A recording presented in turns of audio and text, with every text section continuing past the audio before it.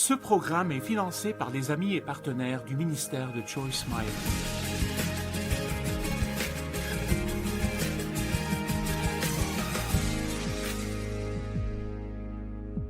Merci de vous être joint à moi aujourd'hui sur notre programme. Je veux vous parler du pouvoir du libre arbitre. Dieu nous a donné le libre arbitre. Dans Deutéronome 30:19, il dit « J'en prends aujourd'hui à témoin contre vous le ciel et la terre. J'ai mis devant toi la vie et la mort, la bénédiction et la malédiction. Choisis la vie afin que tu vives toi et ta postérité. » Savez-vous que toute décision que vous prenez affecte vos enfants et d'autres personnes? Je veux m'assurer que vous comprenez ceci. Dieu a mis devant nous la vie et la mort. La vie, la mort, ce n'est pas difficile de décider laquelle choisir, ou la bénédiction ou la malédiction. Ce n'est pas difficile de décider laquelle choisir. Il nous donne même un indice au cas où nous ne pouvons pas décider. Choisis la vie afin que tu vives toi et ta postérité. Pourquoi Dieu nous a-t-il donné le libre arbitre? Je pense que c'était comme le risque de Dieu quand il a décidé de donner à l'homme le libre arbitre. Mais il ne veut pas de robots qui n'ont aucune autre option que de faire ce qu'il veut qu'ils fassent. Il veut des personnes qui choisissent, qui décident eux-mêmes de l'aimer, de lui être obéissants, de vivre leur vie pour lui. Et donc ce choix est un grand bénéfice. Il montre que Dieu a mis sa confiance en nous. Le choix nous donne l'autorité. Et j'aime cela. J'aime le verset qui dit que nous récoltons ce que nous semons, parce que cela me donne aussi de l'autorité sur ce qui arrivera dans ma vie. Mais je veux m'assurer que vous réalisez aujourd'hui que non seulement le libre arbitre vous donne l'autorité, mais il vous donne la responsabilité. Et parfois, nous ne pensons pas à cela. Oh, c'est si merveilleux de pouvoir choisir ce que je vais faire. Mais il y a toujours des conséquences à toute décision que nous prenons. Ce pourrait être merveilleuses conséquences, mais si nous prenons la mauvaise décision, alors ce ne sera pas une très bonne conséquence. Et comme les gens aujourd'hui spécialement ne sont pas désireux de prendre responsabilité, il y avait un temps où être responsable était considéré comme la chose honorable à faire. Mais aujourd'hui, il y a beaucoup de personnes qui essayent d'éviter la responsabilité. Mais nous ne pouvons pas faire cela avec les choses de Dieu. Si vous faites du sport régulièrement à la gym, ou vous marchez régulièrement, ou quoi que ce soit, vous récolterez les bénéfices de cela. Vous aurez de bonnes conséquences de cela. Vous dites, eh bien, j'ai essayé et je n'ai fait qu'être engourdi. Vous n'avez pas essayé assez longtemps pour que ça vous fasse du bien. Mais combien de personnes font... Je suis sûre que vous connaissez des gens qui semblent être 10 ans plus âgés qu'ils ne le sont. Ils se sentent mal, ils n'ont pas de masse musculaire, et ils regardent des personnes qui sont en forme et disent « j'aurais aimé ressembler à cela » ou « j'aurais aimé être aussi fort ». Les gens qui sont forts ne le sont pas parce qu'ils auraient aimé cela, ils le sont parce qu'ils ont pris de bonnes décisions. Et quand je parle de la sagesse, quand j'enseigne du livre des Proverbes, j'aime toujours dire, et c'est ma propre définition de la sagesse, et je pense qu'elle est exacte, la sagesse est de choisir de faire maintenant ce qui vous rendra heureux plus tard. Quand nous vivons d'après les émotions, nous faisons ce qui semble être bon. Mais plus tard, très souvent, nous regrettons d'avoir pris cette décision. Mais être une personne sage veut dire que vous faites maintenant, même si c'est difficile, ce qui vous rendra heureux plus tard dans votre vie. Josué 24:15. Josué a dit une chose sage. Il a dit « Et si vous ne trouvez pas bon de servir l'Éternel, choisissez aujourd'hui qui vous voulez servir, ou les dieux que servaient vos pères au-delà du fleuve, ou les dieux des Amoréens dans le pays desquels vous habitez. Mais moi et ma maison, nous allons servir l'Éternel. J'aime cela. Faites-vous ce que vos amis font, juste parce que vous serez inclus dans le groupe, ou est-ce que vous servez Dieu, qu'il le veuille ou non? Parfois, nous devons être prêts à nous tenir seuls, si ça veut dire de faire la bonne chose. Tellement de personnes laissent ce que d'autres personnes pensent d'elles et disent d'elles, ce qu'elles font et ne font pas, déterminer leurs décisions. Mais c'est vraiment très insensé parce que vous verrez que vous et vous seuls subirez les conséquences de vos décisions.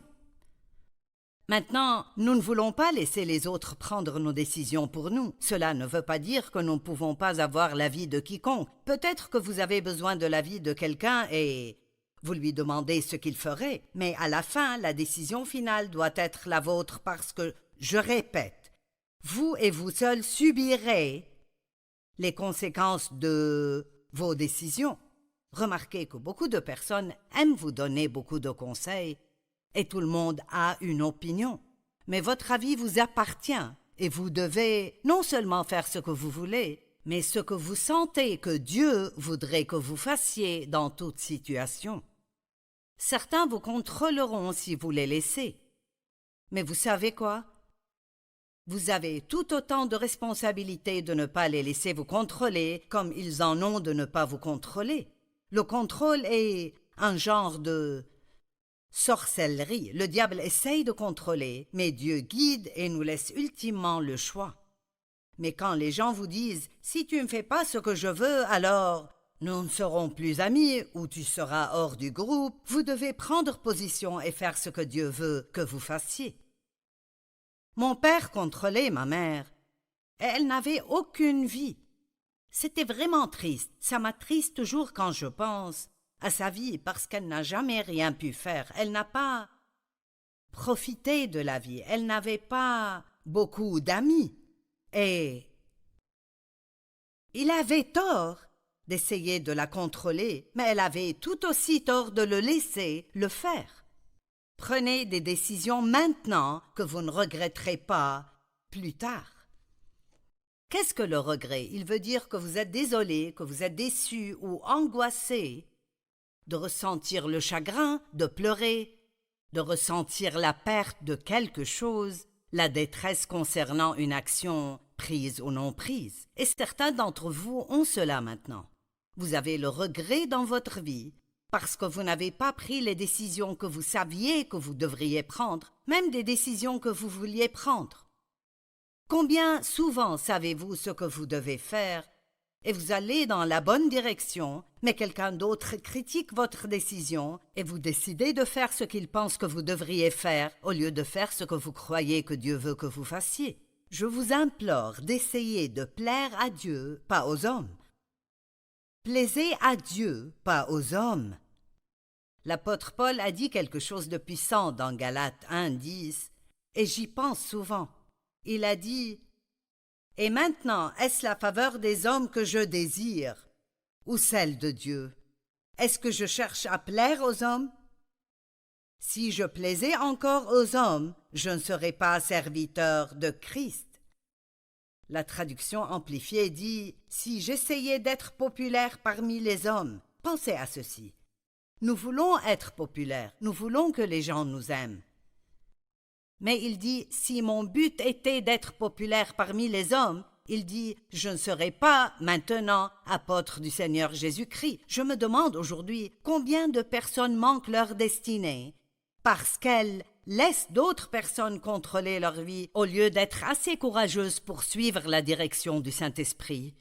Je crois qu'il y a même des gens qui n'ont pas de relation avec Dieu du tout, à cause de ce que leur famille ou leurs amis pourraient penser s'ils en avaient une. Jean 12, 42 et 43, écoutez ceci. Cependant, même parmi les chefs, plusieurs crurent en lui, lui étant Jésus. Donc beaucoup de gens crurent en Jésus. Mais à cause des pharisiens, ceux-là étaient l'élite religieuse, Ils n'en faisaient pas l'aveu ouvertement dans la crainte d'être exclus de la synagogue. Mon Dieu! Est-ce qu'il y a quelqu'un qui regarde qui n'admettrait pas ouvertement sa foi parce que vous pourriez ne plus être ami avec quelqu'un d'autre au travail si vous le faites? Combien de personnes n'admettraient pas leur foi ouvertement parce que vous ne serez pas invité à la fête si vous le faites, ou les gens penseront que vous êtes tous ce qu'ils appelleront prêchi-prêcha ou bien un bigot, vous savez, un fanatique radical. Mais si vous allez être radicaux, soyez radicaux pour Jésus, pas pour ce que le monde vous offre.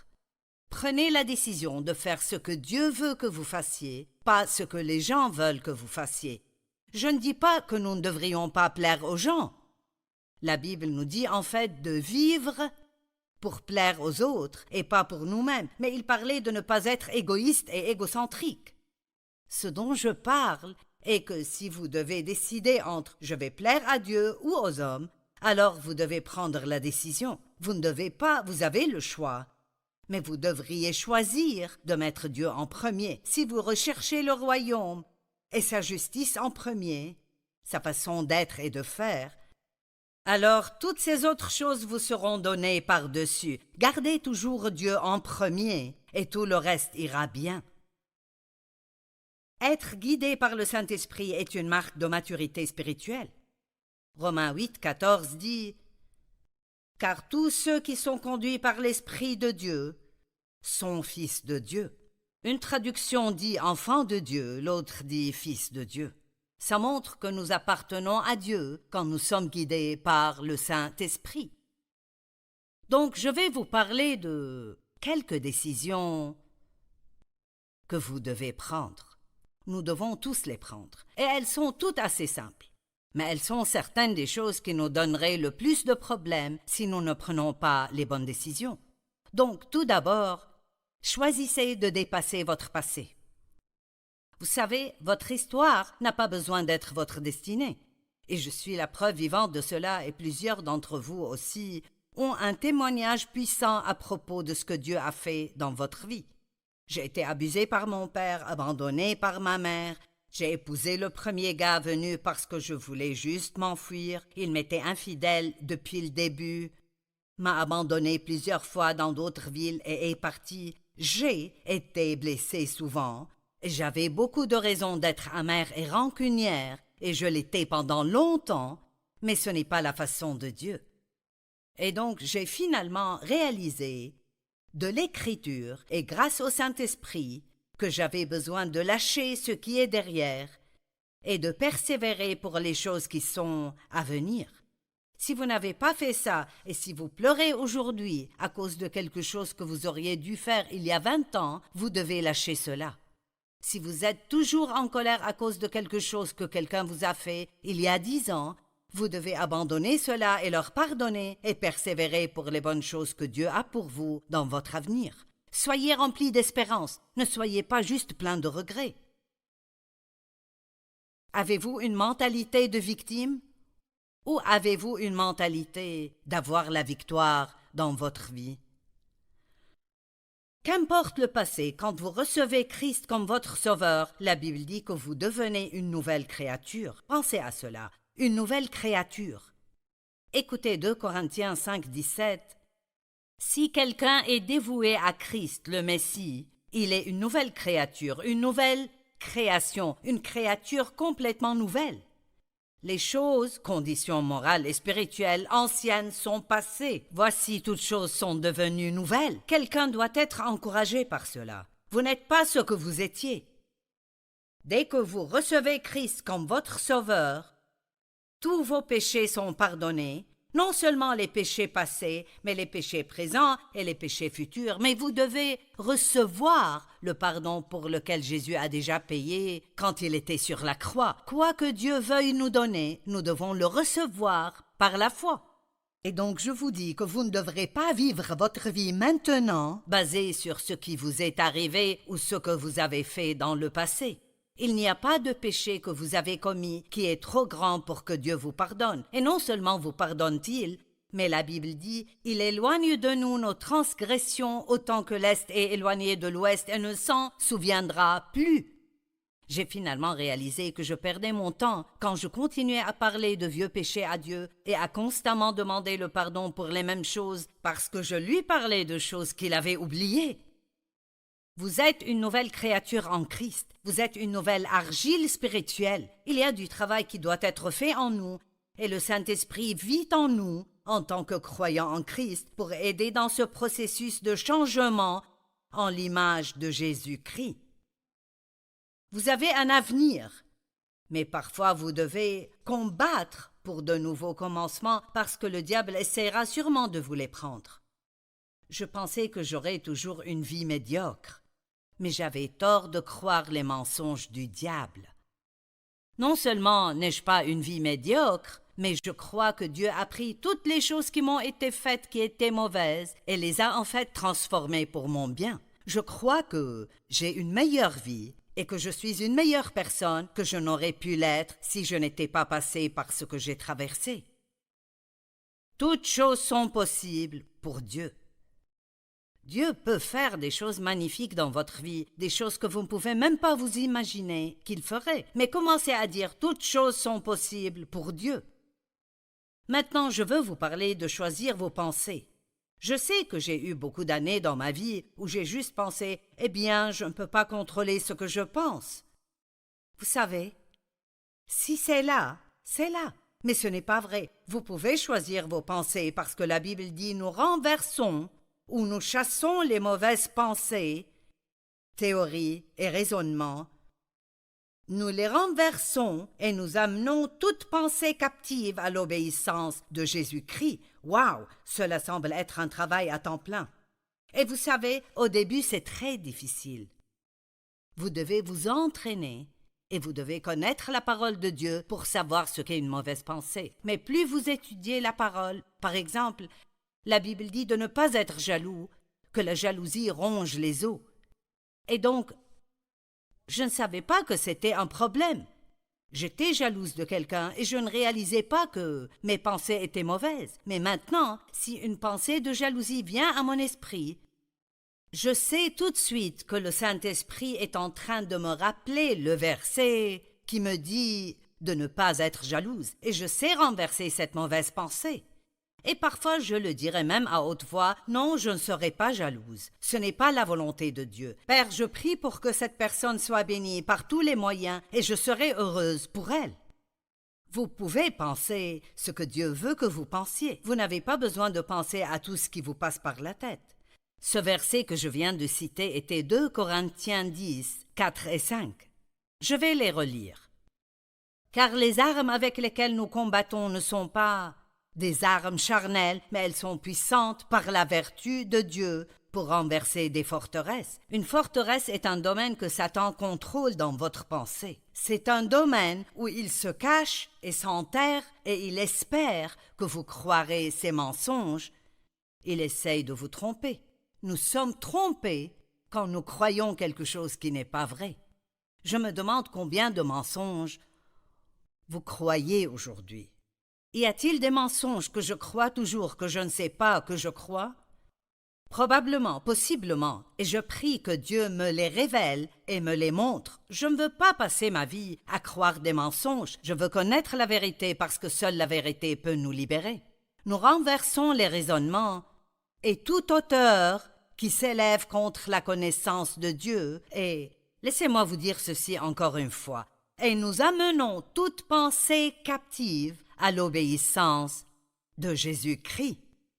La Bible nous dit que nous devons renouveler nos pensées et nous faisons cela avec la parole de Dieu. Romains 12, 2, ne vous conformez pas au siècle présent, mais soyez transformés, soyez changés en l'image de Jésus-Christ par le renouvellement de l'intelligence. C'est la clé de la victoire. Renouvelez votre pensée, apprenez comment penser comme Dieu veut que vous pensiez.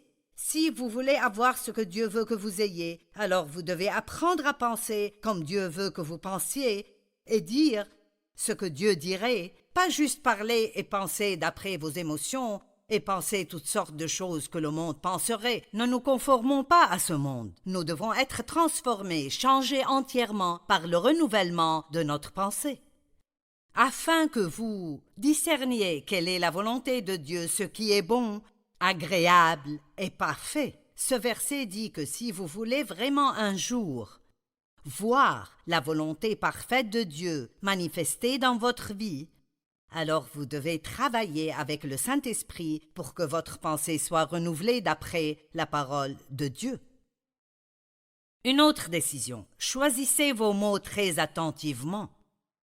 La Bible dit qu'aucun homme ne peut dompter la langue et que c'est un mal qu'on ne peut réprimer. Et donc, il nous faut l'aide de Dieu. Je prie tous les jours, Dieu surveille ma bouche pour que je ne pêche pas contre toi avec ma langue. Dieu, que les mots de ma bouche et la méditation dans mon cœur te soient acceptables. Je sais que je ne peux pas le faire sans Dieu et je fais toujours des fautes avec ma bouche. Mais ceux d'entre vous qui parlent beaucoup, vous devez faire doublement attention parce que les gens qui parlent beaucoup ont tendance à faire plus de fautes avec leur bouche que ceux qui sont un peu plus silencieux. La Bible dit « Soyez prompts à écouter, lents à parler ». Comme nous le disons souvent, juste pour rire un peu, Dieu désire que nous écoutions plus que nous ne parlons parce qu'il nous a donné 2 oreilles et une bouche. Autrement, il nous aurait donné 2 bouches et une oreille. Proverbe 18-21 dit vraiment tout.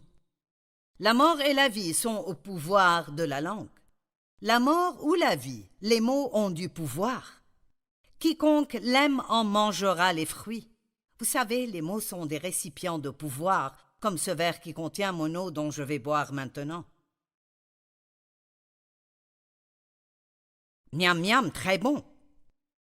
Mais vous savez, nous pourrions avoir rempli ce verre de boue. Cela n'aurait pas été bon. Vos mots sont des récipients de pouvoir et vous pouvez choisir, voici notre grand mot de nouveau, vous pouvez choisir comment vous voulez remplir ces mots.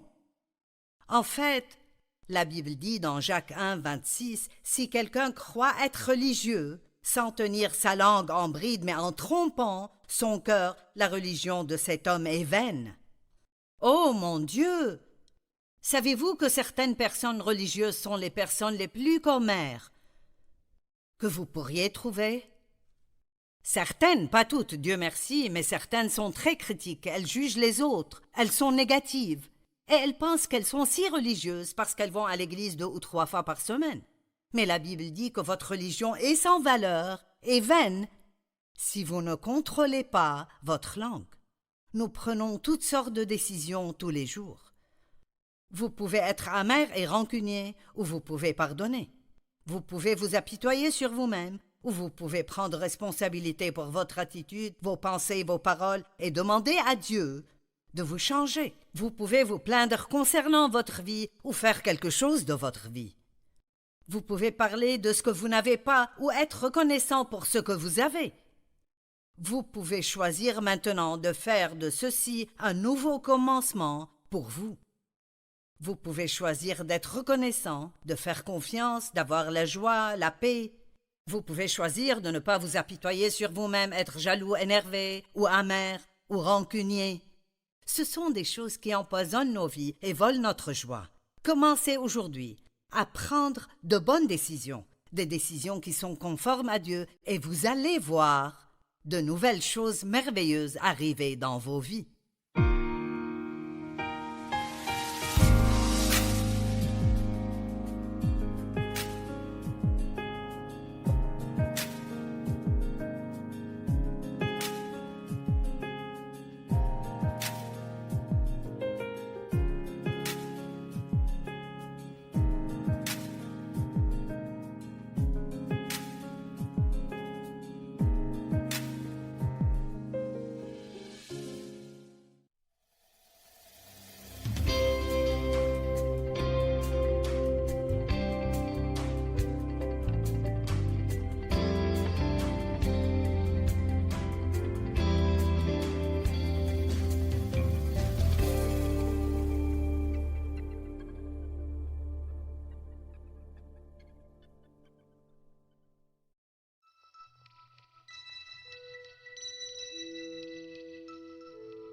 Je veux que vous rentriez chez vous la tête haute et le pas allègre, ne pas écouter les mensonges de Satan et savoir que vous êtes un enfant précieux de Dieu. Dieu vous aime, il n'est pas fâché contre vous. Et si j'étais vous, j'irais me regarder dans le miroir une dizaine de fois par jour, me montrer du doigt et dire avec assurance, Dieu n'est pas fâché contre moi.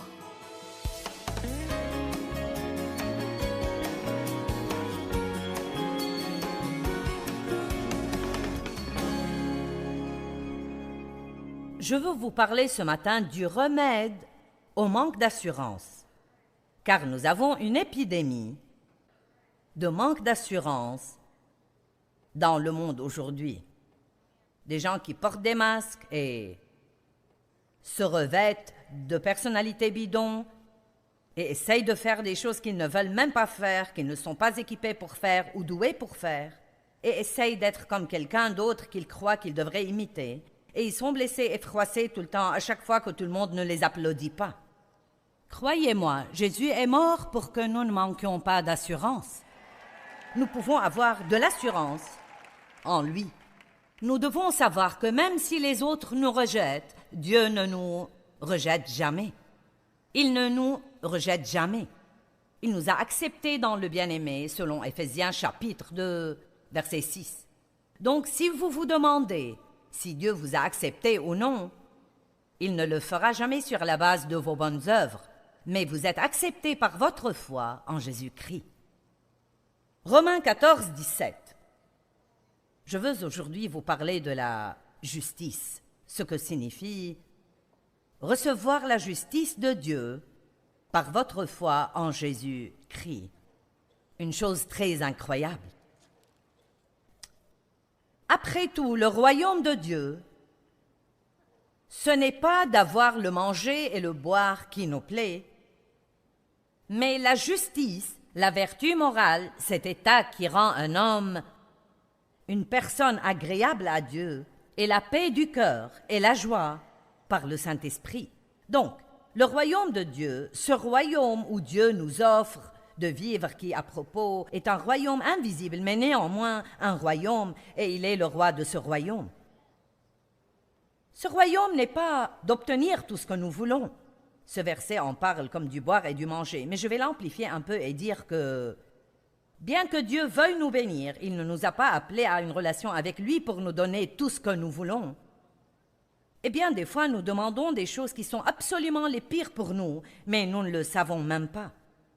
Nous nous demandons pourquoi Dieu ne nous les donne pas et nous devons le remercier pour sa sagesse, parce qu'il ne nous donne que ce qu'il veut que nous ayons et non pas tout ce que nous demandons.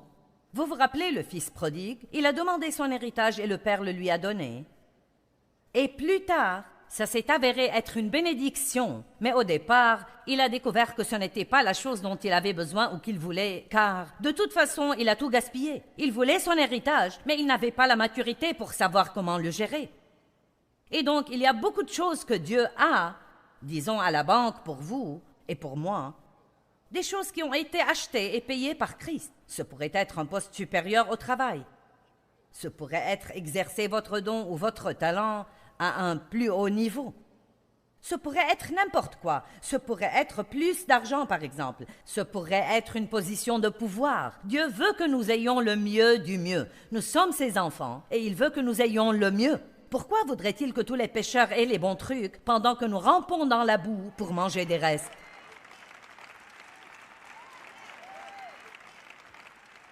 Certains pensent que c'est peut-être une bonne idée, mais vous n'en êtes pas sûr. Eh bien, je crois que c'est parce que pour si longtemps, nous avons senti que nous ne méritons rien et que servir Dieu, c'est donner sans rien avoir. Mais je suis ici pour vous dire que Dieu veut que vous soyez bénis, mais il veut que vous ayez d'autres choses qui sont plus importantes et nous devons avoir ces autres choses avant de recevoir ce qu'on appelle les bénédictions physiques ou matérielles. Le royaume de Dieu, ce n'est donc pas avoir tout ce que je veux. Ce n'est pas avoir la bonne étiquette sur mes vêtements ou conduire la bonne voiture ou avoir le bon poste au travail ou les bons amis. Le royaume de Dieu, c'est le plus grand avantage du royaume, c'est la justice, savoir qui vous êtes en Christ, avoir la paix avec vous-même, ne pas vivre sous la condamnation tout le temps. Simplement, Dieu n'est pas fâché contre moi. Il m'aime bien que je sois un coquin parfois. Je suis pardonné, complètement pardonné. Chaque jour est un jour tout neuf, un départ tout neuf. La miséricorde de Dieu est nouvelle tous les jours et je m'aime en Jésus-Christ.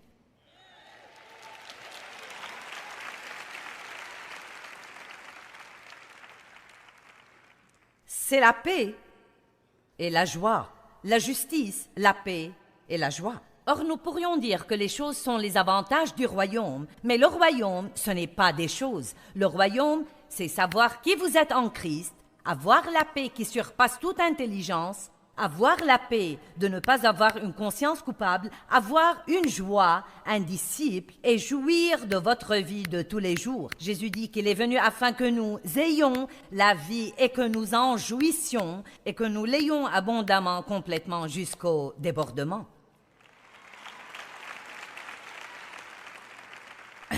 Donc, après avoir passé de nombreuses années comme chrétienne, non, mais j'ai reçu Christ quand j'avais 9 ans et donc j'étais régénérée depuis longtemps. Mais j'ai passé beaucoup d'années sans même savoir ou comprendre ce qui m'était arrivé. J'allais à l'église avec des parents que nous visitions et j'allais et je voulais être sauvée. Et le pasteur n'a pas fait un appel à l'hôtel ce soir-là et j'étais déçue. Mais j'avais 2 de mes cousins avec moi. Je les ai attrapés par la main et j'ai dit... Allons, nous allons descendre et être sauvés. Je trouve ça plutôt drôle car je disais aux autres ce qu'il faut faire depuis longtemps. Et je suis allée au pasteur et mes larmes coulaient à flots et j'ai dit « Est-ce que tu peux me sauver ?» J'ai reçu Christ. Non, mais mon âme a été nettoyée. Ne sachant rien, néanmoins, j'ai triché dans un jeu de cache-cache le lendemain et j'ai cru que j'ai perdu mon salut. Et c'est plutôt une histoire drôle, mais n'est-ce pas vraiment ce qui nous arrive beaucoup de fois? Vous savez, nous recevons un nouveau départ avec Christ, puis nous faisons quelque chose de mauvais. Oh, je l'ai perdu! Donc nous croyons que nous devons nous réengager et nous reconsacrer et refaire tout à nouveau. Et vous savez, être sauvés de nouveau. Et bien que vous soyez régénérés, vous allez faire des erreurs et tricher dans un jeu de cache-cache, pour ainsi dire, de temps en temps dans votre vie. Car bien que vous soyez mort au péché, cette nouvelle partie de vous, cette partie régénérée de vous, ne veut rien avoir avec le péché. Romains 6, 23 dit « Vous êtes morts au péché ». Le péché n'est pas mort. Le péché est toujours bien vivant sur la planète Terre. Et le diable, quand j'étais une enfant de 9 ans et que ma tête était contre le mur de la maison blanche de ma grand-mère, et mes cousins étaient allés se cacher, m'a tenté de jeter un coup d'œil furtif. Je ne savais rien sur résister à la tentation. Donc j'ai jeté un coup d'œil et j'ai cru que j'ai perdu mon salut. Et à partir de ce moment-là, jusqu'à mon âge de 20 ans, c'est incroyable ce que le diable peut nous mentir et nous voler des choses que nous n'avons vraiment pas perdues. Mais si nous croyons que nous les avons perdues, ce sera notre réalité. Et je me demande combien de gens qui sont ici, combien de ceux qui nous regardent à la télé, peut-être que vous aviez une fois une bonne relation avec Dieu, puis vous avez fait une grosse erreur et le diable a dit « c'est fini ». Dieu ne veut rien à faire avec vous, il est fâché contre vous, il vous a oublié, vous ne pouvez jamais revenir. Eh bien, le diable est un menteur. Et ne le laissez pas vous faire ce qu'il m'a fait et vous dépouiller de 10 ou 15 ou 20 années de votre vie avant que vous ne vous réveilliez et réalisiez que c'était un mensonge et une tromperie et que Dieu vous aimait tout le temps. Il n'a jamais arrêté d'un iota de vous aimer. Et le fait même que vous voyez ce programme en ce moment, vous le regardez à la télé, ou vous avez mis ce CD dans votre platine laser, ou vous êtes une personne qui a décidé de venir ici aujourd'hui, ou peut-être quelqu'un qui vous a conduit ici et vous n'étiez même pas sûr que vous vouliez venir. Laissez-moi vous dire quelque chose. Dieu essaye de vous dire aujourd'hui qu'il se soucie de vous. Dieu a un bon plan pour votre vie. Peu importe d'où vous êtes venu, l'important c'est où aller maintenant. Allez, nous avons tous un passé. Le diable nous rappelle que nous avons un passé, mais je suis ici pour vous dire que vous avez un avenir. Nous avons tous un avenir et ne vous sous-estimez jamais. Donc, quand j'ai épousé Dave, et qu'il m'a demandé si je voulais aller à l'église avec lui, j'ai été heureuse de faire ça. Je voulais aller à l'église et j'ai passé beaucoup d'années à être une personne religieuse. Et je sais que j'étais régénérée, mais je ne savais rien sur l'importance d'avoir une relation avec Dieu. Puis quand j'ai appris la foi et comment je pouvais espérer en Dieu pour avoir des choses, non mais j'espérais en Dieu pour toutes choses que vous pourriez imaginer. Non mais d'une plus grande maison à une promotion, à un manteau de fourrure et ainsi de suite. Non mais des choses stupides. Les dernières choses au monde dont j'avais besoin. J'avais besoin de caractère, j'avais besoin de maturité, j'avais besoin de grandir en Dieu, j'avais besoin du fruit de l'esprit. Et tout ce que je faisais était de demander à Dieu de me donner un tas de trucs.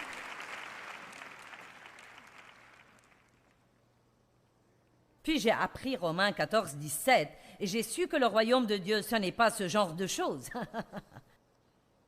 Mettez en suspens les choses que vous demandez. Vous ne vous aimez même pas. Vous ignorez qui vous êtes en Christ. Je croyais tout le temps que Dieu était fâché contre moi. J'avais un tel complexe de culpabilité. Je traînais mon sac de culpabilité avec moi partout où j'allais. Je le prenais à l'église, à l'épicerie, j'allais au lit avec, je me levais le matin avec. Je ne me sentais pas bien si je ne me sentais pas mal. Quelqu'un ici a eu un cas aussi grave que le mien? Mais croyez-moi, quand j'ai commencé à avoir un peu de paix, j'ai pensé, il y a quelque chose qui cloche. Ce n'est pas bien, je devrais me sentir coupable. Et c'était en grande partie parce que mon père avait abusé sexuellement de moi et j'ai toujours cru qu'il y avait quelque chose qui n'allait pas chez moi. Et quand vous avez ce disque qui tourne dans votre tête, qu'est-ce qui ne va pas chez moi, qu'est-ce qui ne va pas chez moi? Quelqu'un a jamais entendu ça? Qu'est-ce qui ne va pas chez moi, qu'est-ce qui ne va pas chez moi? Parfois, Dieu doit travailler avec nous quelques années pour renouveler notre pensée, pour nous rendre compte que quand Dieu dit « J'ai fait de vous une nouvelle créature par votre foi en Christ et que les choses anciennes sont passées et que toutes choses sont vraiment devenues nouvelles. » Et donc, j'ai fait un cheminement parce que je n'avais aucune justice. Je me sentais coupable tout le temps, je n'avais aucune paix et tous ceux qui me côtoyaient, je ne leur donnais pas beaucoup de paix non plus. Qui sait que si vous n'avez pas de paix, vous pouvez affecter les personnes autour de vous s'ils vous le permettent? Je n'ai pas pu affecter Dave parce qu'il ne m'a pas permis de le rendre malheureux. Et bien sûr, je n'avais pas de joie et je ne jouissais pas de ma vie. Et donc j'ai décidé d'abandonner les mauvaises recherches et de commencer vraiment à rechercher ce que Dieu voulait que je recherche. Et j'ai fait un cheminement pour apprendre qui j'étais en Christ. Et j'aurais aimé vous dire qu'il y avait un groupe de gens qui m'ont enseigné ces choses comme je suis en train de vous les enseigner, mais ce n'était pas le cas. J'ai dû les découvrir toute seule. Donc ça m'a pris plus que ça va vous prendre peut-être.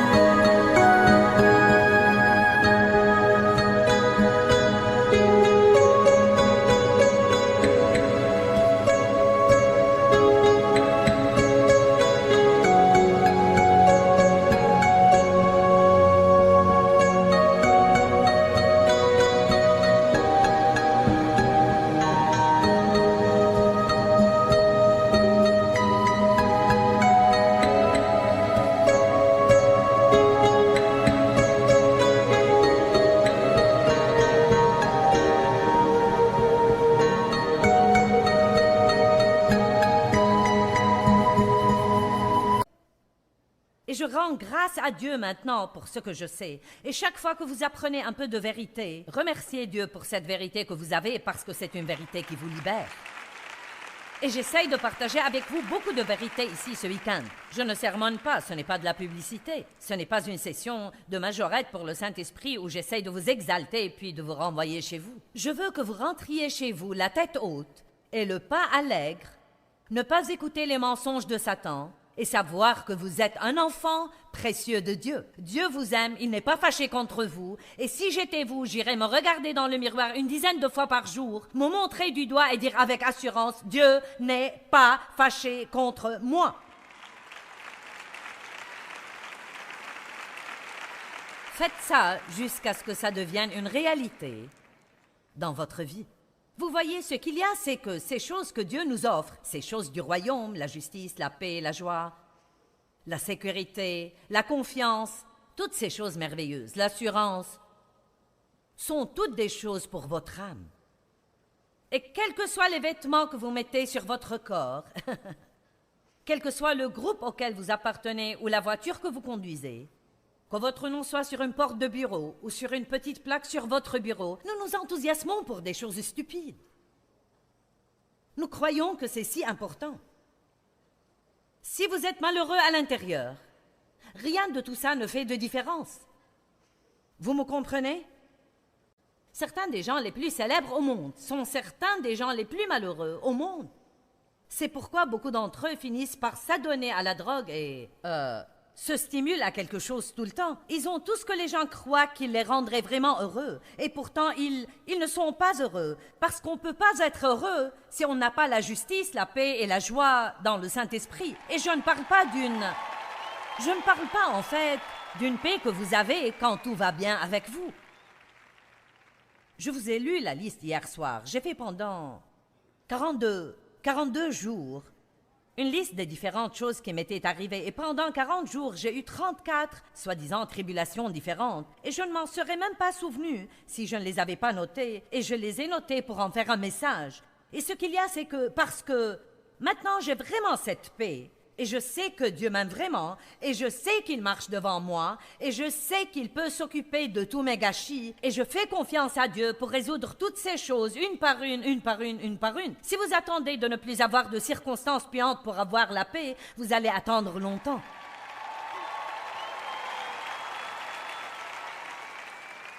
Et je vous dis que vous pouvez avoir la justice et être sûr que vous êtes juste devant Dieu.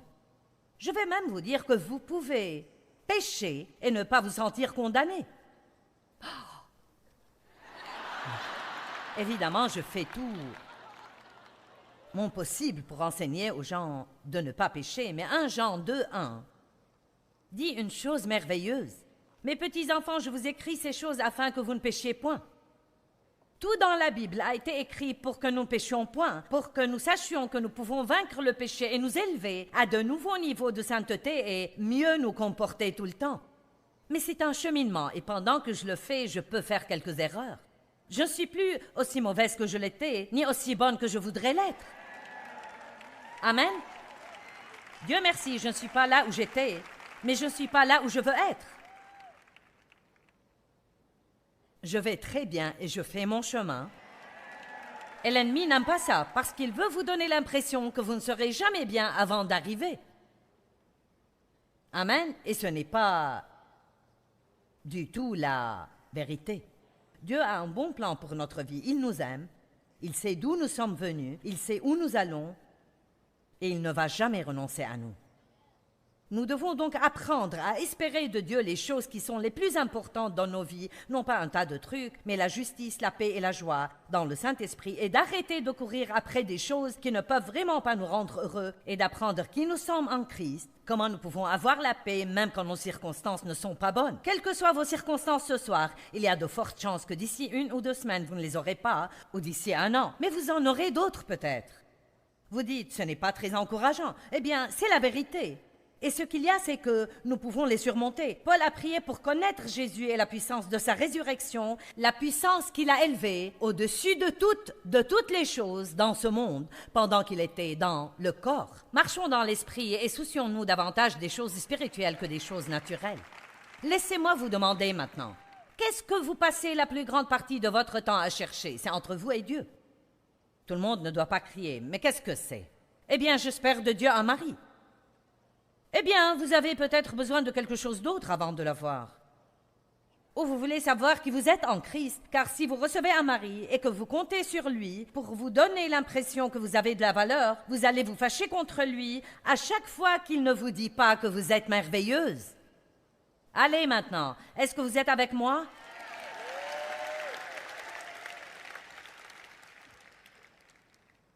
Vous dites, j'espère en Dieu pour me donner des enfants. Eh bien, ayez d'abord un petit fondement de paix dans votre vie. Car vous ne devez pas avoir d'enfants avant de connaître la paix. Amen. Donc, apprenons à espérer en Dieu pour les choses importantes et non pas espérer en Dieu pour un tas de trucs qui viendront au moment opportun. Ce sont des avantages du royaume. Ils viendront au moment opportun. Nous devons nous revêtir de la justice. Sachez qui vous êtes en Christ. C'est si important de comprendre cette expression, en Christ. J'ai dit à quelqu'un il y a quelques nuits, quand j'étais en train d'étudier, j'ai dit, tu sais, j'enseigne tellement, et j'ai tellement enseigné pour tant d'années. Ce n'est pas quelque chose que je fais de temps en temps. Non, mais je n'arrête pas de faire ça. Et de temps en temps, quand je voyage et que je me lasse, je pense, je crois que j'ai déjà dit tout ça.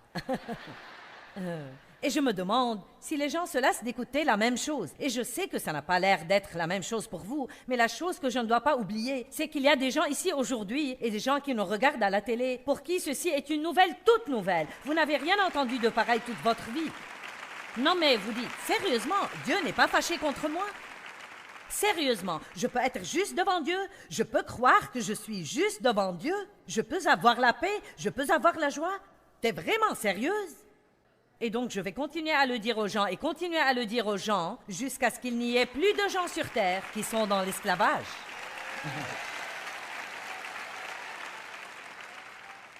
Donc nous y voilà. Voyons Ésaïe 61. Je vais en lire plus que je n'ai besoin de lire, mais j'aime ces versets, donc permettez-moi. Ésaïe 61, 1. L'Esprit du Seigneur Dieu est sur moi, car le Seigneur m'a oint et m'a qualifié pour prêcher l'évangile de la bonne nouvelle aux humbles, aux pauvres et aux affligés. Donc la bonne nouvelle de l'évangile est pour un groupe de gens souffrants, embrouillés. Quelqu'un peut dire, ce doit être pour moi? Il m'a envoyé pour bander et guérir ceux qui ont le cœur brisé. Donc si vous êtes ici et que vous avez le cœur brisé, devinez quoi? Jésus est ici pour vous aujourd'hui. Pour proclamer aux captifs la liberté, pour proclamer l'ouverture de la prison et l'ouverture des yeux aux prisonniers, pour proclamer l'année de la grâce du Seigneur, c'est l'année de la faveur de Dieu. Si vous ne savez rien sur la faveur de Dieu, vous devez vous instruire là-dessus. La faveur n'est carrément pas juste, mais quelqu'un va la voir, et j'ai décidé que si quelqu'un peut la voir, je vais moi-même la voir. Et je ne plaisante pas. Vous savez quoi? Vous pouvez en fait vivre dans la faveur de Dieu si vous l'espérez vraiment de Dieu. Nous devons prier et demander des choses à Dieu. Eh bien, si Dieu veut que j'ai ça, sœur, il me le donnera. La Bible ne dit pas ça. Elle dit dans Jacques 4, « Vous ne possédez pas parce que vous ne demandez pas. Vous ne possédez pas parce que vous ne demandez pas. » Quelqu'un d'entre vous a jamais demandé à Dieu de lui donner la faveur? Je demande ça à Dieu tout le temps. Il y a certains qui ont levé la main, mais là encore, je parie que plus de gens ici n'ont pas jamais une seule fois dit « Dieu, je te demande de me donner la faveur où que j'aille aujourd'hui. » Quand je prie, je dis « Dieu, je veux juste que tu te montres. Donne-moi une grâce radicale pour que ce soit évident que tu me favorises. » Vous dites « Tu ne crois pas que c'est un peu égoïste? » Non! Comme j'ai déjà dit, la faveur n'est pas juste. Dieu va la donner à quelqu'un et il vaut mieux que ce soit moi. Amen. Jésus est venu pour dire, je veux te donner la faveur. Tu es mon préféré. Je veille sur toi. J'ai un bon plan pour toi. Juste pour une minute, arrêtez de penser que Dieu aime le monde entier et pensez qu'il vous aime à vous. À vous. La faveur. L'année de sa faveur. N'espérez pas pour peu pour vous débrouiller, espérez pour le mieux. Oh, merci, merci.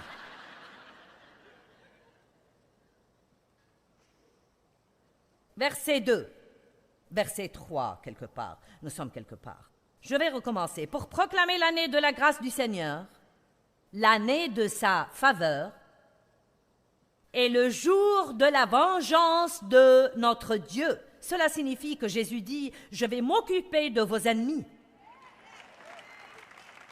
À moi la vengeance, à moi la rétribution, dit le Seigneur. Mais maintenant, il y a un autre aspect à ça. Vous avez le privilège de leur pardonner et de ne pas être tourmentés par ce qu'ils vous ont fait pendant que vous attendez que Dieu s'occupe d'eux.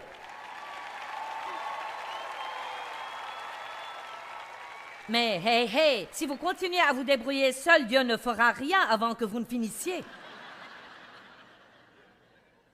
Mais c'est un autre message, n'est-ce pas? Pour consoler tous les affligés, pour accorder la consolation et la joie aux affligés de Sion, pour leur donner l'ornement au lieu de la cendre, une huile de joie au lieu du deuil, un vêtement de louange au lieu d'un esprit abattu. Ça alors, quel échange! Dieu prend votre gâchis et vous donne sa bénédiction. Vous voyez, tout ce que Dieu nous offre, c'est quelque chose que nous ne méritons pas. Mais il veut que nous le recevions par la foi. Allez, c'est la grâce. La grâce est une manifestation de la faveur de Dieu dans notre vie. Vous ne recevez pas quelque chose parce que vous le méritez. Vous devriez vous humilier et dire « Dieu, je vais le recevoir parce que tu as envoyé ton Fils pour le payer. Je sais que je ne le mérite pas, mais c'est ce qui le rend si radicalement étonnant. » Que quelqu'un s'exalte pour Jésus.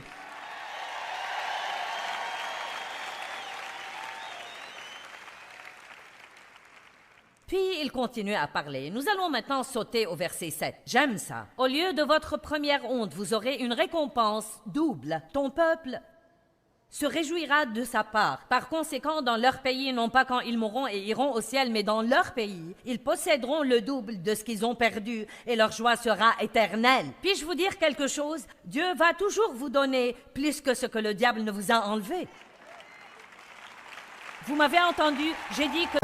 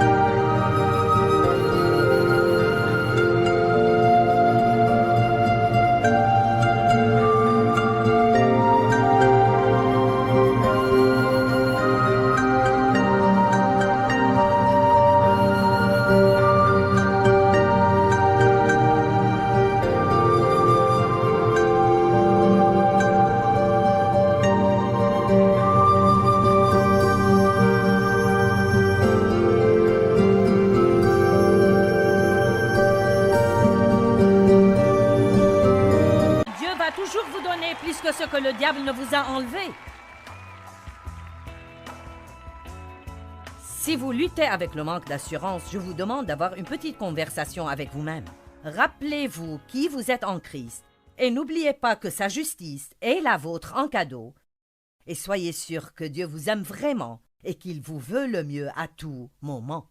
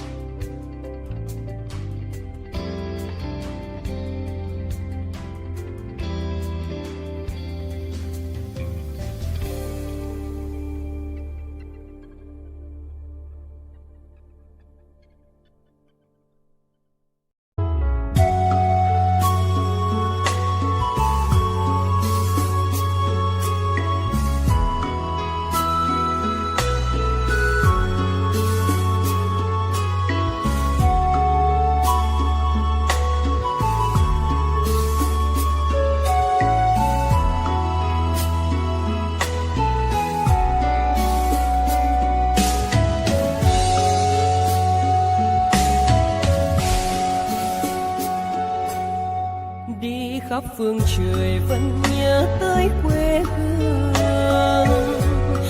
Người về đây thăm làng trù quê mẹ và làng sen quê cha, xúc động bồi hồi người rơi giọt lệ. Thương mái nhà tranh, thương đất mẹ